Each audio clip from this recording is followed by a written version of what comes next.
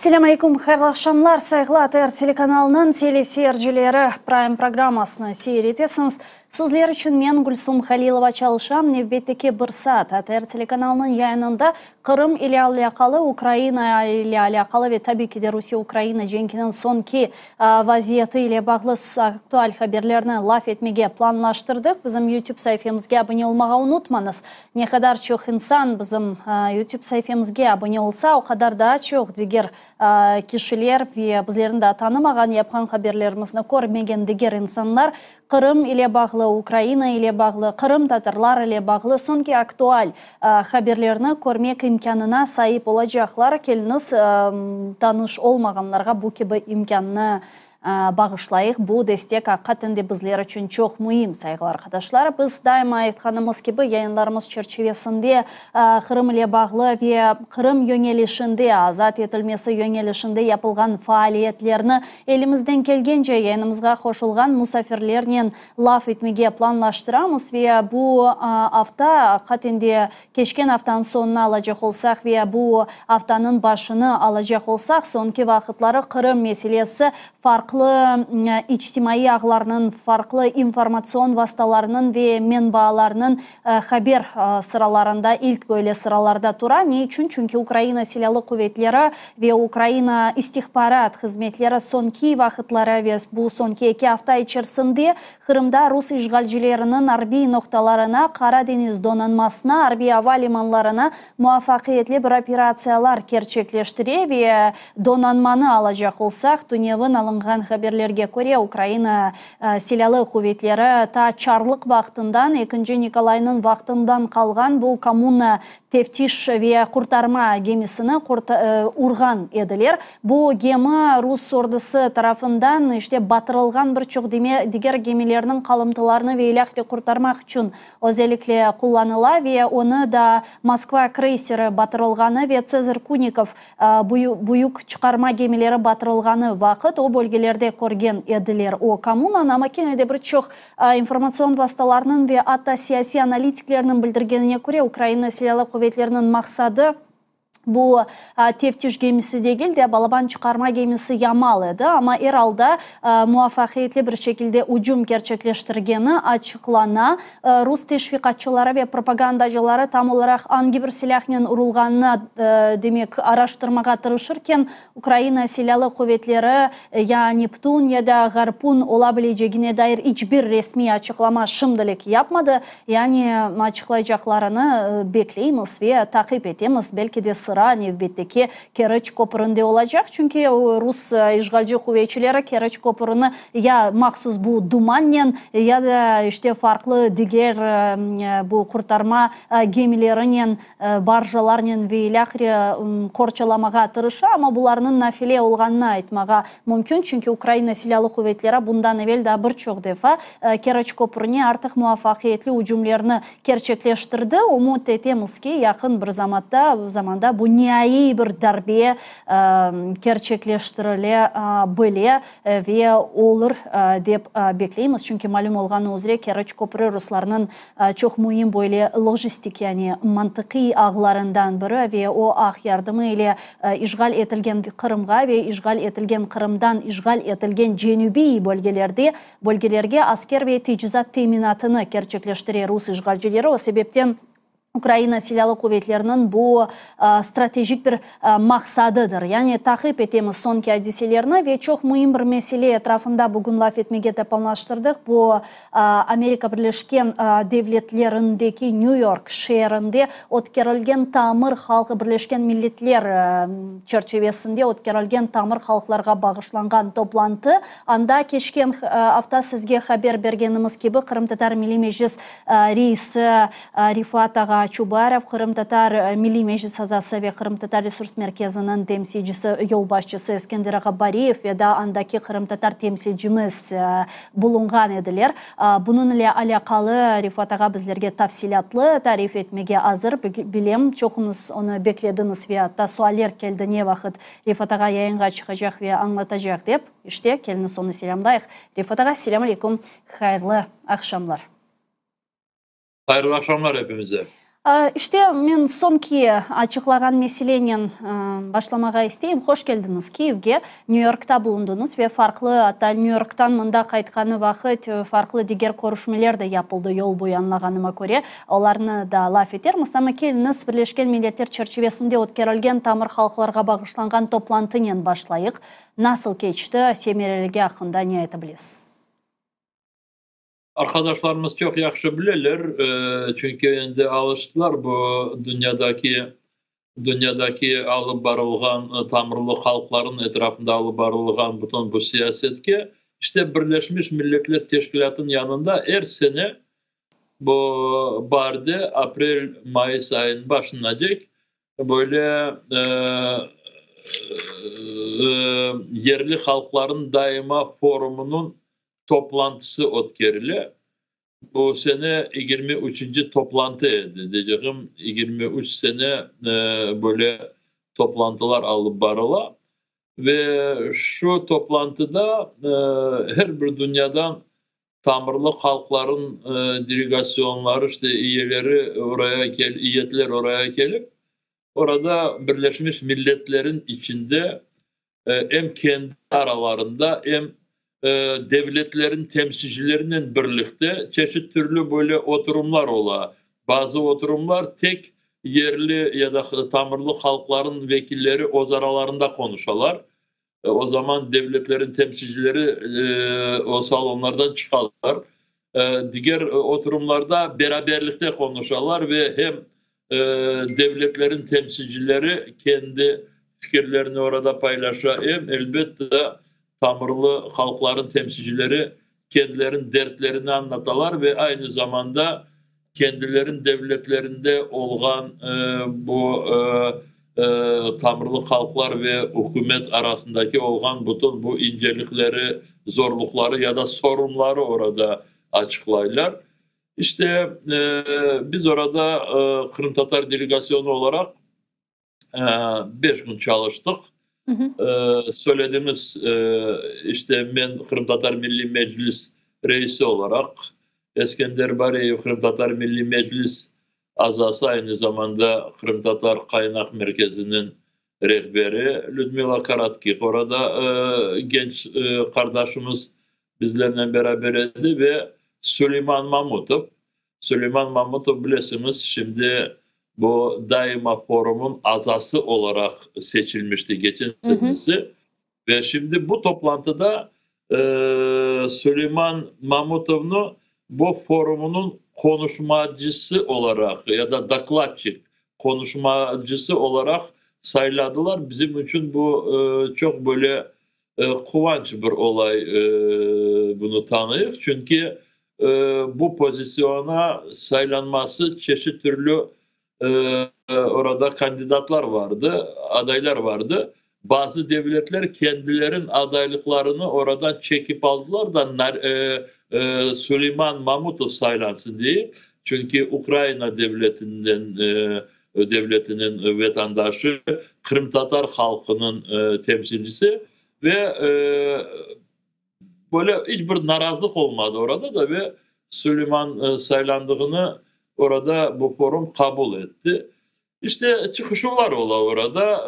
Biz elbette birinciden Kırım Tatar halkını durumunu anlatmak, Kırım'ın vaziyetini orada aynı zamanda Ukrayna devlet olarak ve Kırım Tatar tamırlı halk olarak aralarındaki bütün bağlantılar neler bize göre yaxşı yapıla, ne yerde problemlerimiz var. Orada hiçbir türlü böyle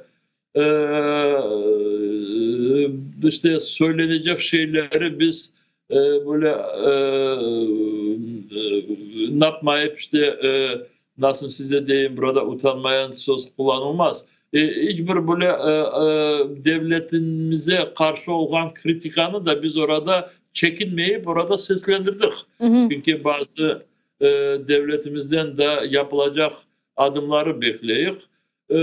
Ama anlaşıldı ki bizim meselemiz Kırım Tatar halkın problemaları hepsi demesem de ama Çokusu işte bu Kırım işgal olganının böyle sınırlı ve biz bütün konuşmalarımızda şimdi Kırım'ı anlattığımız vakit Kırım işgal olganını, Rusya'nın Kırım Tatar halkına karşılık yapkanını hepsini orada işte diğer Tamırlı halkların temsilcilerine anlatmaya çalıştık. Hı hı. Ya bu halkara forum, men anlaganyma görä anda bir çok dünyadan kelgen farklı tamır halklar mevcut ve olar özlerinin yaşagan bölgelerinde ve ilahri problemler hakkında tarif edirler ve bu halklar sırasında işte biz temsilcilerimiz ve ilahri halkara bu gibi teşkilatlarının bizim aklarımızın tanınması veya korçalanması yönelişinde hangi bir mekanizmalarını işlep çıkaralar, hangi mekanizmalar mevcut, yani bu yapılgan açıklamalardan ve ilahri sonra halkara teşkilatlar tamır halklarını nasıl korçalay, nasıl görüyorsunuz bu meseleni? Şimdi bakınız, her sene bu toplantılarga esas ya hem önemli sualler müzakere edilmek için kabul edilir de ve gündeme yapılıyor, porядок denli.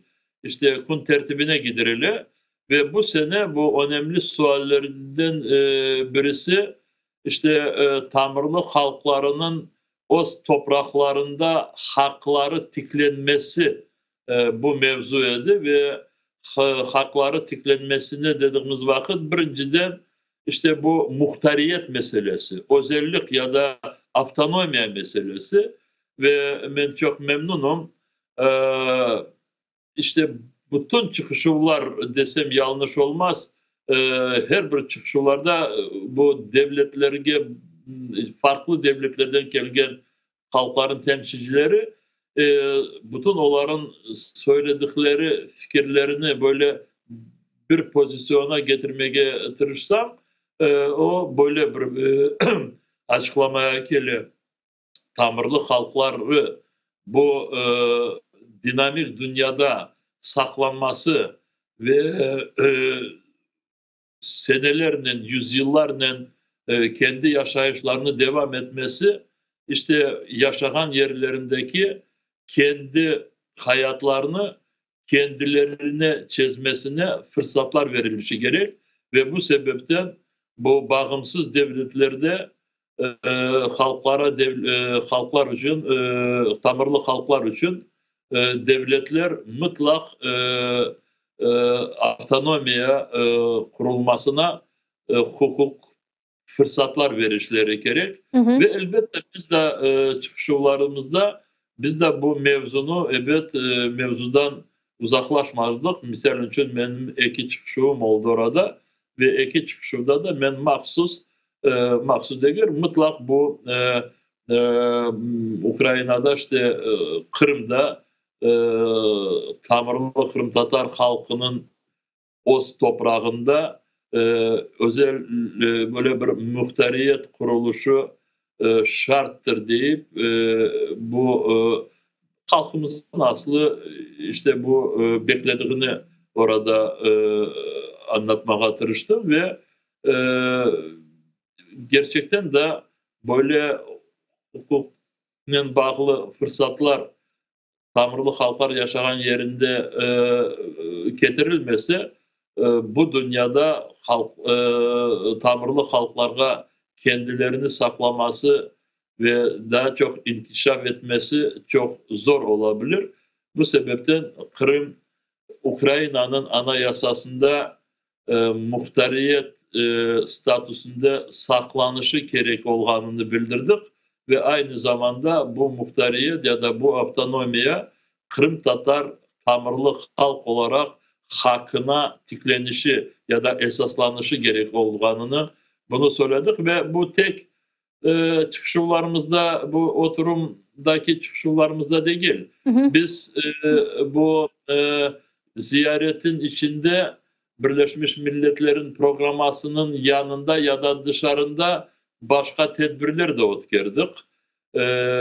Ve o tedbirlerde de aynı bu meseleler işte oradaki milletimizin, halkımızın durumu işgal edilgen Kırım'da oradaki siyasi mahpuslerimizin nasıl kurtarılmasına dünya nasıl birleşebilir ve aynı zamanda Kırım'ın ve Kırım Tatar halkının geleceği. Bu meselelerini biz ayrıca New York'ta bilirsiniz Birleşmiş Milletler yanında her bir devletinin temsilciliği var orada. Hı hı. Her bir devlet orada kendi temsilciliğini tikledi ve bizler Ukrayna devletinin temsilciliğinin yardımını ve Avrupa Konseyi'nin, Avrupa Birliği'nin temsilciliği yardımını orada bütün Avrupa Birliği'ne aza olan devletlerin temsilcilerini davet ettik. Böyle bir briefing ötkerdik. 18. April günü saat 12'de Avrupa Birliği'nin temsilcinin binasında, büyük bir salonlarında orada bir 28-30 devletin temsilcileri geldi oraya. Avrupa Birliği devletlerin temsilcilerinden daha başka Türkiye Cumhuriyeti'nin temsilciliğinden var ediler ve Amerika koşma devletlerin temsilciliği ve orada işte Kırım'ın geleceği, Kırım Tatar'ın halkının geleceği ve Kırım'ın Ruslardan nasıl azat edilmesi böyle çok açık böyle bir diyalog oldu orada. Başka tedbirler de ötkerdik. Misal için 19. April günü Birleşmiş Milletler'in binasında onların ofisinde ayrıca bir side event ötkerdik. Bu side eventini işte Kırım Tatar Milli Meclisi, Ukrayna Devleti'nin temsilciliği, Kırım Tatar Resurs Merkezi beraberlikte biz bunu hazırladık. Ve orada ayrıca yine de işte insan hakları, siyasi mahpusların durumu, Kırım ve Kırım Tatar halkının geleceği. Burada insanlarımız böyle bilmegen ya da yeniden böyle bir bizim taraftan seslendirilgen mevzular ya da konular orada konuşulmadı. Hepsi bu mevzuları hepimiz biliyoruz yaxşı. Ama yine de söylemeye isteyeyim. Şimdi bizim çalışmalarımızda bütün dikkat çekkenimiz Kırım azat edilecek şüphesiz. Bu birinci fikir. Ve Kırım Ukrayna devletinin sınırlarında Kırım'ın geleceği, Kırım Tatar halkının geleceğinden hiçbir ayrılmayası gerek. Eksi bir. Ve Kırım Tatar halkının kendi toprağında hakları tiklenmesi. Bana bu esas mevzular.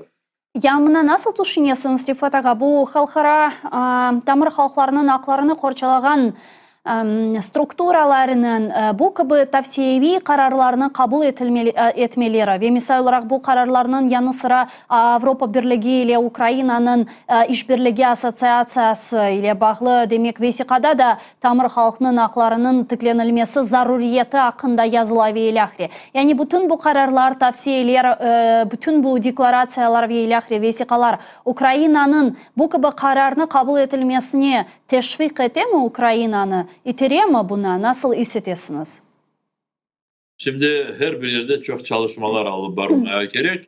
Şimdi en esası bizler bizim haklarımızı tikleyecek yollardan uzaklaşmamak, bizim haklarımızı yerine getirecek bütün bu uluslararası hukuka ve Ukrayna'daki kabul etken kanunlara esaslanıp işlerimizi hiçbir şeye bakmayıp devam etmesi ve anlaşıldı ki ille fırsatlar yeterli olganının bizim niyetlerimizi yerine getirmesi kolay olmasa da ama becermeye olur deyip işte bu fikirlerden işlerimizi devam edecek. Çünkü çalışmayan yönelişlerde sen hiçbir şeyler kazanmazsın. Ve şimdi siz soradınız yeterli mi? Yeterli değil. Elbette buradaki Ukrayna'nın iç politikasına çok şeyler bağlı olacak. Buradaki siyasetçilere çok şeyler bağlı. Ama biz her bir taraftan işte Kırım Tatar halkına destek almaya çalışıyoruz. Hem Ukrayna'nın içinde, Ukrayna toplumunun tarafından, bu çok önemli. Ukrayna toplumu tarafından, Ukrayna siyasetçileri tarafından, Ukrayna devleti tarafından, ama aynı zamanda dışarıda da uluslararası teşkilatlarda bizi çok yaxşı anlayışları gerek.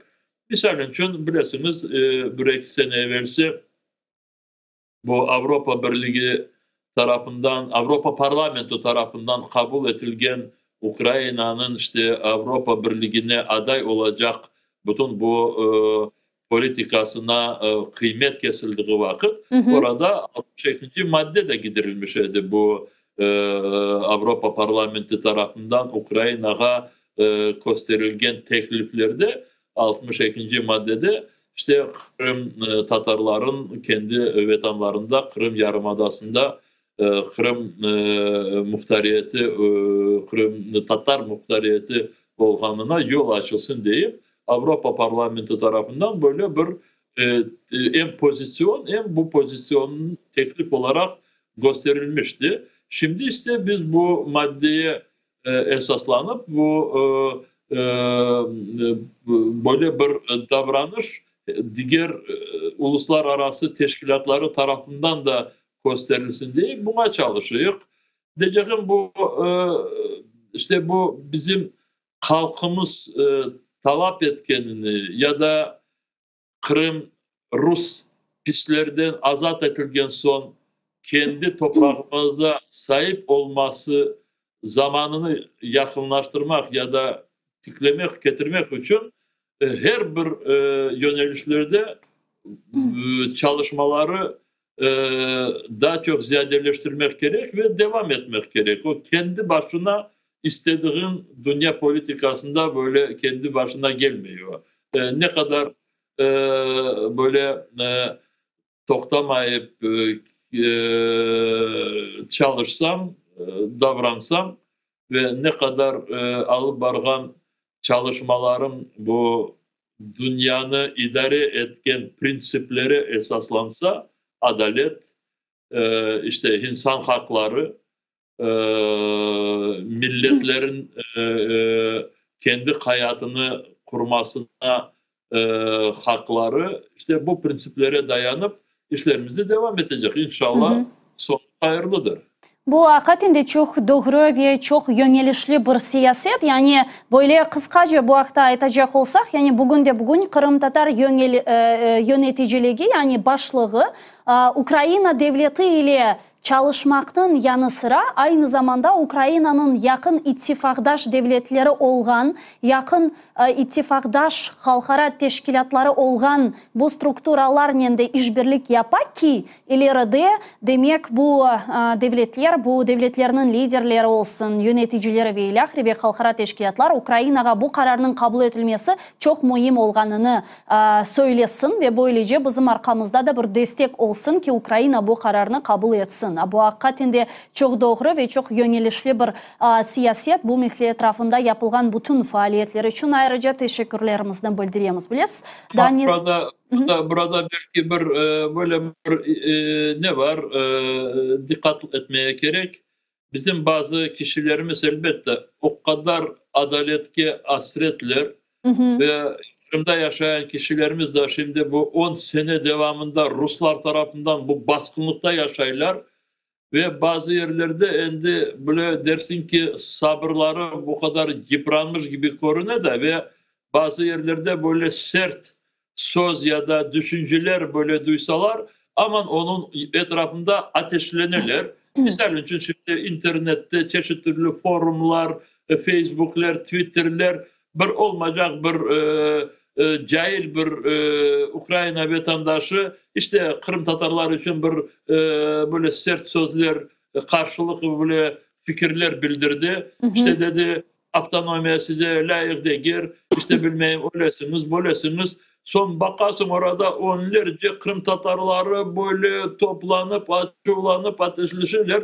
bir taraftan böyle hiçbirisine böyle boş bırakmadıklarını ben kullanamam ama ikinci taraftan her bir karşılık söyleyenin kendisinin böyle bir nesi vardır. Nasıl size diyeyim işte korumluğu ya da bazı boş kişilerge çok kendimizin böyle gücümüzü ya da sabırlarımızı böyle çok meydana bırakmamız da ama gerek çalışmalarını kendimiz devam etmemiz. Misal için şimdi 18. Mayıs yakınlaşa ve bu sene milletimizi sürgün etkenlerine ya da bu Sovyet Birliği tarafından genosit cinayetine 80 senet ola bu sene ve elbette çok önemli anlaşıldı ki Kırım'da orada Ruslar tarafından böyle bu tarih gününün ve bu facianın terin manasını böyle bildirmesi şekilde orada tedbirler alıp varmaya bu Ruslar hiç fırsatlar vermeyecekler ve kendileri istediği şekilde oradaki topluma mecbur yapacaklar. Ama şimdi Kırım'ın dışarında çok yerlerde vatandaşlarımız varlar. Çünkü çok kişiler Kırım'ı terk etmeye mecbur oldular. Almanya'da, Hollanda'da, Kanada'da, Amerika'da, Türkiye'de ve şimdi çok önemli bu 18. Mayıs'la bağlı ya da bu 80 sene evvelsi halkımızga yapılgan cinayetinin bütün bu terin manasını anlatması 50 seneye yakın sürgünlükte mecburi yaşadıklarımızı bildirmesi. Bunları kim alıp varacak bu çok ülkelerde? Evet bizim insanlarımız. O sebepten ben şimdi buna söylemeye istedim.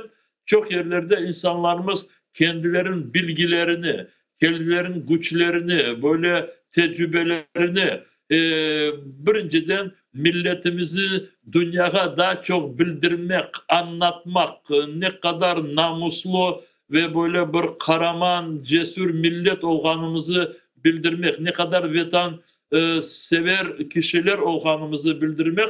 Bana böyle yönelişlerde insanlarımız aslı yorulmayıp her vakit daima böyle ayak üstünde olsunlar da çalışsınlar da ve bundan hem milletimize, topluma hem vatanımızın geleceğine pek çok yardımlar olacağını bunu söylemeye istedim. Hakikaten de bu doğru ama bilesiniz niye soracağım bu mesele etrafında? Nasıl düşünüyorsunuz? Bu gibi yazılarını yazgan insanlar bu sadece işte bilmegen cahil ayrı insanlar mı ya da birisinin sımarışı olabilir bu meselenin götürülmesi bu şekilde?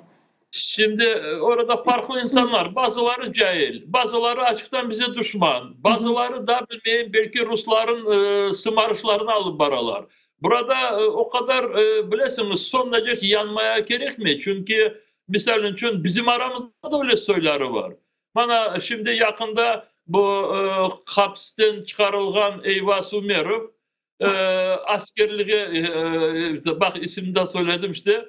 Askerliğe imza atıp hapisten çıktı. Çünkü banditin banditi. Ama bak onun söylediğine o da işte internette biz Rusya dünyasını korçalacak, biz Tatar olayık, Özbek olayık ama gerçekten biz hepimiz Rus milleti, biz Rus taraftarı deyip kıçırayır bir tarafka. Kıçıra degende sıçkaklay diyecek edim ama tamam kıçıra dedim. Ama şimdi burada bir Ukraynalılar bakıp da bana bütün Kırım Tatarlar öyle deliller dese biz ona canımız ağrır. Her bir toplumda kendisinin delisi vardır. Bizim aramızda da var öyle deliller. Ukraynalılarda da var öyle deliller. Diğer milletlerde de var. Onun için ben de söylemeye istediğim yok, delillere her vakit dikkat etmeye gerek. Böyle çok zarar yapmasınlar ve de gerek vaktinde bilgili sınırlar koymaya gerek. Bu deliller çoklaşmasın ya da bilmeyeyim zararlar yapmasın. Ama bütün gücümüzü, bilgimizi, tecrübemizi böyle gerçek çalışmalara işte koşarak deyip Onu söylemeyi istedim. Zaten Ukrayna'da Kırım prokuraturası bu insanlar üzerinde çalışmalar yapar ve geçenleri işte bu Emir Ali Ablayev'e 12 yıl hapis cezası şimdilik gıyaben çıkarıldı ama ileride tutup 12 yıl hapis cezasına çarptırılacak. Aynen Eyvaz Umerov da birçok rakibi, yani Ukrayna hukuk sistemi ve adalet sistemi bu yönelişte çalışar tabii ki de. Ama bilesiz da bu meseleni devam ettirirken de şuların sormağa istedim. Şimdi sonki vakitlara işgal etilgen Kırım'a Ukrayna silahlı kuvvetleri böyle saldırılar faaliyetleştirdi ve bu saldırılar muvaffakiyetli ola. İşte Cankoy'da yerleşken Rus harbiy bazası, Rus Karadeniz donanması ve ilahri. Ve bir taraftan bu haberler bizlerini elbette ki kuvandırsa da ki Kırım'ın işgalden kurtarılığını yakınlaştıra dep aytamız ama diğer taraftan sizni misal olarak bu haberler rahatsızlata mı? Nasıl bakasınız? Şimdi burada bakınız, Rusya tarafından işgal edilgen Kırım'da yüzlerce askeri böyle yerler var. Orada işte ya da garnizonlar, askeri garnizonlar ya da havalimanları, aeroportlar, aerodromlar ya da bu yeni Ukrayna'yı saldırgan raket sistemleri. İşte her bir yerde, Kırım'ın her bir etrafında askerlik var. Ve bunu oradaki vatandaşlarımız bizden de çok yaxşı bilirler. Ve söylediğiniz gibi geçen hafta 16. April'in 17. April gecesi Cankoy'un etrafında, çetinde olan orada askeri aerodromga Ukrayna silah kuvvetleri oraya bombaladılar raketlerini ve Ruslarga çok büyük zarar yaptılar. Allah'a şükür bu askeri aerodrom şehirden biraz çette kala da ve orada sivil insanlarga zarar olmadı. Ama Ruslar bazı bu askerlerle bağlı yerlerini tamam şehirlerde ya da büyük kasabaların içinde orada yerleştirirler de ve elbette biz bir kere sizinle beraber alıp bargan yayınlarda ben söylemiştim ve tek bunu gene de şimdi seslendirebilirim. Bazı arkadaşlarımız bu Rus askerler yerleşken yerlerine çok yakın yaşay olsalar, misal için bir sokak ya da bir kvartal yakınlıkta becerdikleri kadar o yerlerden uzaklaşsınlar. Çünkü şimdi biz isterdik ki Kırım'ın azat edilmesi böyle keskin, savaşsız olsun. Ama nasıl olacağını şimdi hiçbirisi söylemeye olmaz. Çünkü çok faktörlere bağlı. Kırım'da en azı 220 tane Rusların askerlik yerleri var. Ve elbette oralarda yaşaması biraz risklidir böyle. O sebepten işte arkadaşlarımız bunu düşünsünler. Şimdi bilirsiniz geçen günleri Amerika Koşma Devleti'nin parlamenti ya kongres işte parlamenti çok beklediğimiz kararı kabul etti. Ve anladığıma göre şimdi bu ayın sonunda bu beklediğimiz silahlar yerine gelip çıkacak. Ve buradaki bu Ukrayna askerliğiyle bağlı kişiler Kırım'daki bazı Rus askerliğiyle bağlı yerlerge böyle atak olacağını açıktan bildirirler ve böyle yerlerin birisi bu Kerç Boğazı'nın üstünde kurulgan köprüdür. Şimdi Kerç Köprü diyoruz biz. O Kerç Köprü kendi sırasını şimdi bekliyor ve bana göre bu gelecek aylar içinde orasına böyle gerekli vuruşlar olacak ve elbette işte bu Cankoy aerodrom gibi başka askerlik yerlerge de böyle ataklar yapılabilir. Sarabuz'da var aerodrom, sağ tarafta var, Belbek Akyar'ın yakınında. İşte oraları ya da Karadeniz flotu. Şimdi Ruslar çok askeri gemilerini Kırım'ın limanlarından çıkarıp Novorossiy o taraflarga kaçtırdılar gemileri. Ama bu limanların yanında da çok Rusya'nın askerliğine çalışkan çeşitli türlü şirketler var, zavodlar var. Elbet onlar da kendi sıralarını bekleyin. Takip edeceğimiz bu hadiselerini herhalde saygılı arkadaşlar Rifat Ağa'nın aytkan sözlerine kulak asınız ve eğer ki hakikaten bu harbi noktalar yerinde yaşayan vatandaşlarımız olsa o yerlerden vaktınca o yerlerini terk etmeli ya da bir şekilde uzaklaştırılmalı. Rifat Ağa, imkanım olmadı bu New York hadiselerini laf etkenimiz vakit soramağa ama kayıtmağa isteyen bu meselege çünkü hazırladım bu sualini merak etemdi aslında. Bu toplaşıvda Rusya içerisinde yaşayan tamır halklar temsilcileri var adı mı? Onlarla konuşmaya imkan var adı mı? Çünkü şimdi herkes demek Rusya'nın dezintegrasyası bu akta muhtemel ve ihtimallar hakkında laf eteler ve ilahire ve en çok tamır halkları olan teritoriyalardan biri ve bu haklarını tanınmagan ve çok baskılarga maruz kalgan teritoriyalardan biri bugün bu Rusya. Andan temsilciler kele mi? Yani onların bir onların talapları nedir buna? Siz dikkat ettiniz mi bunlara?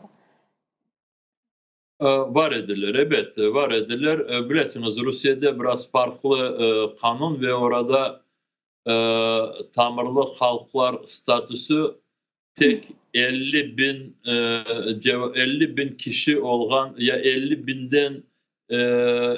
bin kişilikten az olan toplumlara verilir öyle statüs.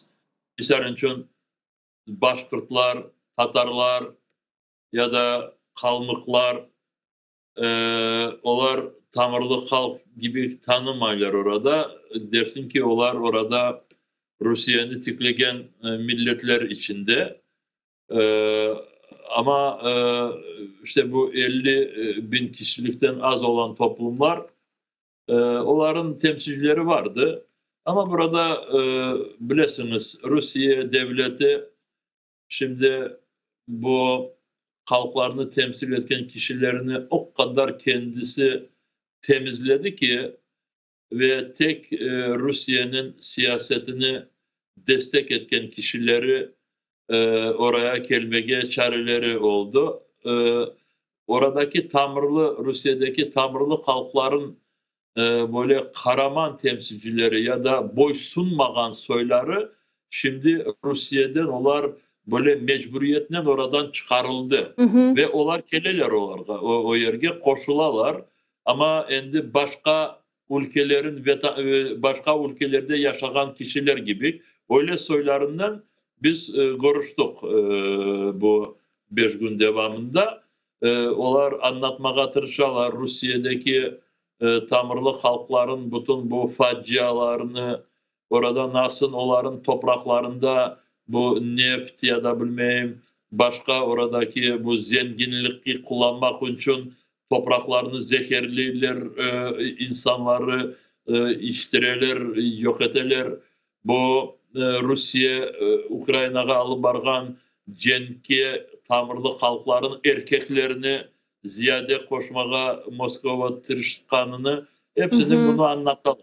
Ama Rusya'dan gelgen soyları konuştukları vakit bilmeyeyim öyle bir mevzuları seslendirirler şaşıp kalıyor. Bana işte bilmeyeyim onlar söylemesi aslında bana zor. Hiçbir oradaki olan problemaları, gerçek problemaları böyle hiçbirisi seslendirmedi. İşte biz Rusya'nın politikasından memnunuz. Bizim devletimiz bizi korçalay ve bizler işte tamırlı halk olarak orada kendimizin kültürümüzü, kendimizin bilmeyeyim adetlerimizi, urbalarımızı saklamak için çeşitli türlü festivaller ötkereyiz. İşte biz istediklerimizi devlet kabul ete. Böyle konuşmalar. Böyle konuşmaları dersin ki insanlar öyle bir ülkeden geldiler de orada cennet gibi bir yerde yaşaylar da ve söylemeye şeyleri aslı yoktur. Ama onlara bir şey, çünkü onlar kontrolün içindeler. Eğer Allah göstermesin bir şeyler Rusya'ya karşı söyleseler, evlerine gelseler, onları orada mahkemeye verecekler. Onu yaxşı bileler. Ama evvelden bu 5 sene, 7 sene, 10 sene evvelsi Tanrılı, Rusya'daki yaşayan Tanrılı halkları temsil etken kişiler kimleri bu dışarıda Rusya'nın dışarına mecburen böyle çıkardılar. Onlar kendi bu hareketlerine devam ettiler. Kendi kuruluşlarını alıp baralar. Bu mesele etrafında bilirsiniz, men çok düşünüyorum bazılarda ve beni bu mesele çok meraklandıra. Kırım, zengin tarihi olgan Kırım'ın ilim adamları, marifçileri öz vaxtında Gasprinskiy'den bile başlayacak olsak, bu Türk halkları ile çok büyük işbirlik, anlaşmalar ve ilmi cihetten, ne bileyim jurnalistik cihetten, medeni cihetten, siyasi ve ilahri her daim böyle da barışık içerisinde, birlik içerisinde, bir faaliyetler ve işbirlik içerisinde bulungan ediler. Bugün Rusya topraklarında hakikaten yani bizge kardeş olgan birçok Türk halkları var. Sibiriya'da başlay Altay Türklerine kadar Karaçay Çerkeslerge, ne bileyim Tofalar, Sofalar, Yakutlar, Çuvaşlar, Başkortlar, Tatarlar ve ilahri. Nasıl düşünüyorsunuz? Ukrayna bu mesele etrafında bir teşebbüs alabiliyor mu? Yani biz bu halklarının da hakiki serbestliğine, hakiki bu müstakilliğine erişmeleri için Ukrayna'nın cenki bir şekilde rol oynayabiliyor mu? Ve Kırım Tatarlar da bunda bir rol oynayabiliyor mu? Bu gibi halklarının milli hareketçileriyle böyle işbirlik yapmak ve ilahri. Nasıl görünüyor sizge bu umumen mesele? Elbette burada şimdi aslında bu mevzuları da biraz evvelden de konuşmuştuk. Bu savaşın sonu biz emin miyiz? Bu savaş Ukrayna'nın ve Ukrayna'nı destek etken devletlerin halebesiyle bu cenk bitecek de ve Rusya burada hiçbir şeyler kazanmayacak. Bu cenkin sonu öyle olacak inşallah. Ve bu cenkin sonunda Ukrayna tek kendi sınırlarını tikleyip değil de evet Ukrayna kendi topraklarına sahip çıkacak ve Ukrayna'nın sınırları 1991 senedeki sınırlara bütün uluslararası tanınmış ya da diğer devletler tarafından tanınmış sınırlara Ukrayna gelecek. Ama bu yeterli değil. Neden yeterli değil? Çünkü şimdi hepsi, bütün dünya anladı ki Rusya devletinden böyle bir vakitinde yeniden böyle baskın çıka. Rusya devleti tarafından böyle bir bilgili bir senelerden sonra Kenne'de cenk başlana ve Rusya devleti her vakit kendi komşularına böyle bir karşılık diyeninde de karşı alıp bargan böyle bir devlet gibi korunuyor da ve bu sebepte şimdi bunun sebebini anlamaya gerek. Neden Rusya devleti komşularına böyle bir agresif böyle bir siyaset alıp bara ve şimdi bana göre bunu hepsi sezdi. Rusya'nın iç işlerinde bu sebepler. Çünkü Rusya'nın sınırları içinde çok Moskova tarafından böyle baskına Moskova tarafından baskın alıp vargan milletler yaşaylar. Siz söylediğiniz Türk milletleri, diğer milletler var ve hepsi Moskova tarafından böyle uzun devirde ezilmişti. İşte bu alga getirildi. Ve bu milletleri böyle bir kontrolünde tutmak için Rusya devlet olarak her vakit böyle hem dışarıda da cenk başlay ve bu dışarıdaki Rusya taraftan alıp varılan cenkler işte kendi toplumunu ziyade kontrol etmesi için böyle bir sıkıştırmak için işte böyle bir politika alıp var. O sebepten biz misal için kendi kendilerimize deyik ki gelecekte Rusya tarafından hem de böyle riskler olması için Rusya'nın geleceğini bizlerde düşünmeye gerekmiz. Rusya'nın geleceği oradaki halkların serbestliğinden bağlı oluşu gerek. Oradaki halklar kendi hayatlarını kendi istedikleri gibi kurmasına, tiklemesine onlara şartlar oluşu gerek. Ama bunu Moskova kendi başına hiçbir vakit o halklara vermez. Kazan, Ufa ya da bilmeyim Elista, o diğer ya da Kavkaz'daki Çeçen, İnguş ya da bilmeyim Dagestan'daki yaşayan halklara hiçbir vakit Moskova bu serbestliğini vermez. Ve o sebepten biz deyirik ki dekolonizasyon. Bazıları deyirler siz Rusya'nı parçalamaya isteysiniz. Yok, biz parçalama sözünü bile çok kullanmayız. Biz deyirik ki oradaki halklara siz azat veriniz. Oradaki halklar kendi topraklarında yaşayırlar. Onların hakları var ve tek Moskova söylediğini yapma işi gerek. Ve onlar tek Rus ideyasına o bizim var onda bir tane aptallarımız işte dedim de o demir adlarını eğer bir Kırım Tatarı şimdi meydana çıkıp da biz Rus milletinin bir kısmı da ve biz şimdi bütün davrandığımız Rus dünyasını tiklemek için dedikleri vakit işte bu o kadar bir delilik ki o sebepten ama Rusya bunu işte Moskova birinciden bu propagandanı alıp varıp insanların böyle kafalarını terinden böyle bozmaya çalışıyor ve çok kişiler böyle moralleri ya da düşünceleri gerçekten de böyle akılsız oldular. Bu sebepten biz deyirik ki dekolonizasyon. Oradaki Rusya'daki yaşayan halklara azat veriniz ve onlar isteseler sizlerle beraber federasyon kursunlar, isteseler bağımsız devlet olsunlar.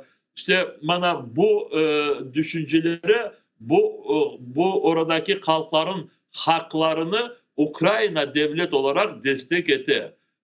Geçen 2-3 hafta evvelsi bu sebepten İnguş halkı için ayrıca bir müracaat kabul edilmişti. Ondan evvel geçen senesi Çeçen ve Çeçenistan için Ukrayna parlamentosunun bir beyanatı kabul edilmişti. Şimdi Ukrayna devleti bütün bu uluslararası teşkilatlarda Rusya'daki yaşayan kendi toprağında yaşayan halklara serbestlik verilsin deyip böyle korumlu ve bana göre faydası getirilecek böyle adımlar yapar. Diyeceğim Rusya'nın geleceği oradaki kendi haklarını kullanmaya isteyen halklara kendi haklarını kullanmaya isteyen milletlerge işte böyle bir fırsatlar yaratması. Eğer bunu becersek ya da dünya tarafından bu halklar destek alsalar inşallah Rusya gelecekte böyle bütün dünyaya düşman olarak bir devlet saklanmaz ve sınırları değişir. Bana göre Rusya'nın sınırları değişecek ve böyle çok değişecek. O sebepten gelecekte işte böyle barış garanti olmasına Rusya'nın sınırlarını şimdiden değiştirmek layık demem ama Rusya'daki halklara yardımcı olmaya gerekmiz. İş bu sebepten bilesiz, meni şu meraklandıran. Misal olarak Kırım Tatarlar ve Kırım Tatarlarının yol başçılığı sizler halkara teşkilatlarga barıp, farklı yerlerge barıp, her daim Kırım işgali hakkında aytasınız. Ve tabii ki bularını aytmanızın esas sebeplerinden biri bu da Kırım'da bulungan halkının aktif bir karşılığı. Yani siz bunlarını aytkanınız vakit direkt böyle delil getiriyorsunuz. Aytasınız, bakınız bu kadar siyasi mabuz, bu kadar karşılık gösterilen narazılık var şu bu ve ispatlaysınız bunun doğru olganını. Ama mında demek istegenim sadece devletinin değil de halkının karşılığı, milli hareketi çok mühim. Biz yukarıda laf etkenimiz halklarının şimdiki vaziyeti ve faaliyetlerine bakacak olsak, onlar arasında nasıl görüyorsunuz, perspektiva var mı? Çünkü misal olarak menden daha 100 defa yakşı bilesiniz, Sovetler Birliği dağılğanı vakit 90. seneleri bizge kardeş olgan misal olarak Tatarstan Cumhuriyeti özünün Sovetlerden müstakilligini ilan etken edi. Ama neticede Moskva'nın baskıları sebebinden o vakit Mentemir Şeymiyev yol başçılığı demek Rusya'nın bu tekliflerini kabul etmek mecburiyetinde kaldılar ve farklı anda anlaşmalar oldu. Murtaza Rahimov Başkırtastan'da aynı şekilde oldu ve başka diğer taraflar. Yani sizin fikrinizce bu halkların özleri içerisinde böyle bir milli hareket geleceği perspektivasını görüyorsunuz mu aslında? Biz destek verir miyiz elbette ki, ama onların isteği olmasa biz ne yapabiliriz? Şimdi bakınız, kendi toprağına sahip olmağa istemeyen millet yok. Her bir halk kendi toprağına sahip çıkmağa ister. En azı kendi toprağında kendisini saklamak için şartlar olganına talep eder. Şimdi orada Rusya'daki olgan Kazan Tatarlar olsun, Başkırtlar olsun, Kalmıklar olsun, Udmurtlar olsun, Altay'daki bütün bu Türk milletleri olsun. Onlar hepsi çok yakşı bile ki Rusya'nın böyle devam etkeninde onlar kendilerini saklamaya hiçbir şansları yok.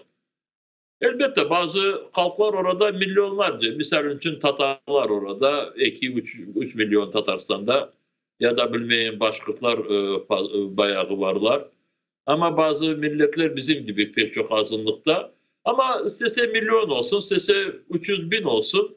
Eğer kendi toprağında kendinin geleceğini bugün yaşadığını idare etmesin, bundan uzun buna sahip çıkmasa o zaman devamı yok. Bunu çok yakşı anlayırlar. Ve sizin sualınızı yakşı anlayayım. Orada milli hareket, o halkların milli hareketleri çok ezildi. Ve böyle becerecek kişileri de oradan temizlediler. Temizlediler birer birer, türmelerge bıraktılar, dışarıya attılar. Ama şimdi biz bu halkları konuşuyor. Halkların içindeki bütün niyetleri, o niyetler hiçbir vakit sönmüyor. Belki basılıp kala ama sönmüyor. Ve o sebepten Moskova, bu Rusya devletinin siyasi, ekonomik, para merkezi olarak Moskova ne kadar zayıflense o kadar o halklar bu içindeki olan niyetleri yerine getirmek için davranacaklar ve o davrandıkları birinci sıraya böyle becerecek kişileri inşallah getirir ve dışarıdakileri de yardımcı olabilirler. Ben bugün eminim Çeçenistan, İnguşlar, bu Kavkaz'daki bazı, Dagestan'daki bazı halklar, onlar hem bu Rusya devletinin eskideki gibi bu sistemalarında hiç dayanmayacaklar. Onlar ya ayrı bağımsız devletler tikleyecekler ya da bu Rusya devletine kendilerinin şartlarını koyacaklar.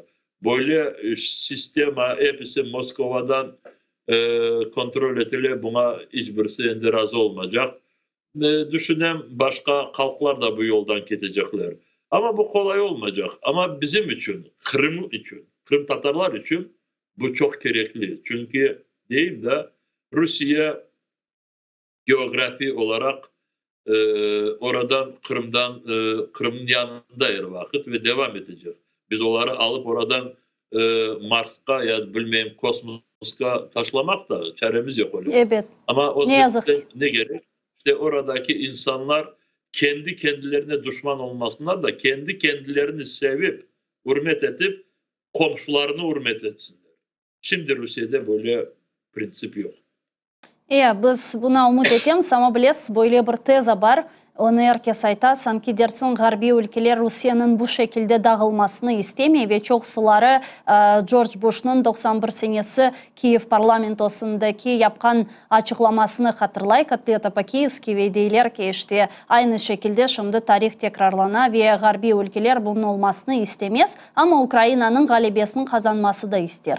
Nasıl bakarsınız bu tezağa? Onda can var mı? Sonki 4 dakikamız var. Burada da çeşit türlü siyasetçiler var. Avrupa'da da çeşit türlü fikirler olabilir. Değil de işte toplumlar ne kadar farklı olsalar da, ama toplumların böyle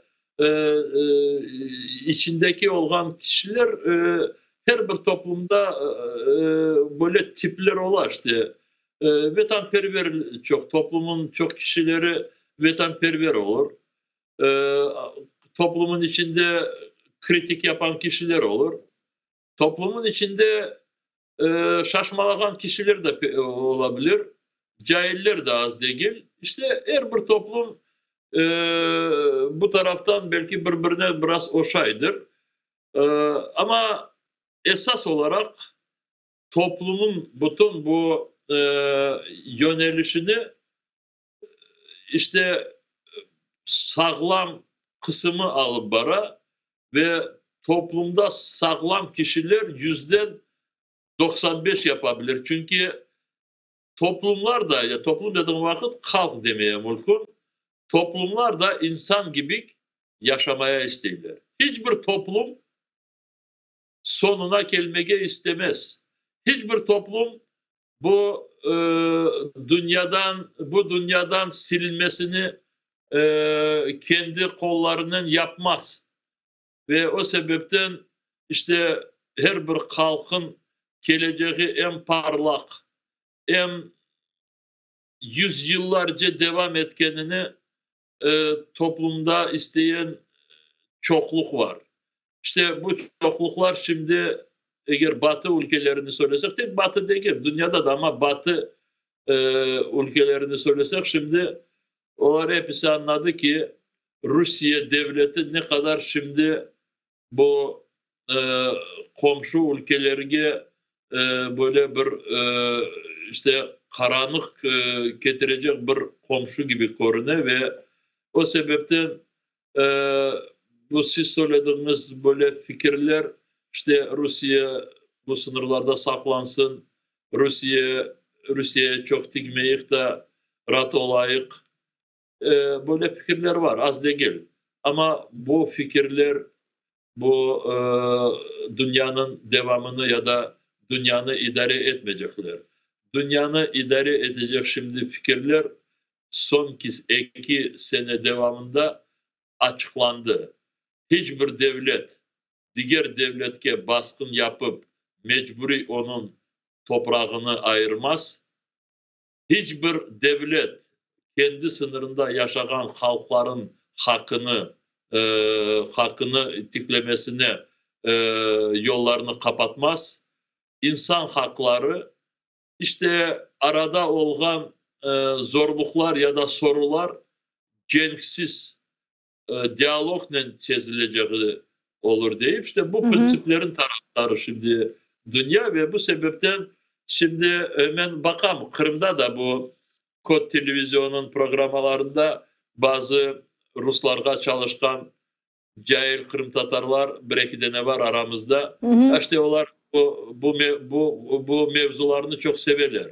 Bana şimdi yakında NATO dağılacak, Batı ülkeleri batıp kalacaklar, ekonomikleri battı da bilmeyeyim. İşte bana tek Rusya güçlüyken Rusya'nın geleceği parlak.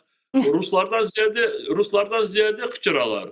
Siz şimdi bu Birleşmiş Milletler'de... Bir dakikamız kalır Rifat Ağa. Tamam, o zaman uzatmayayım. İşte burada böyle söyleyeyim.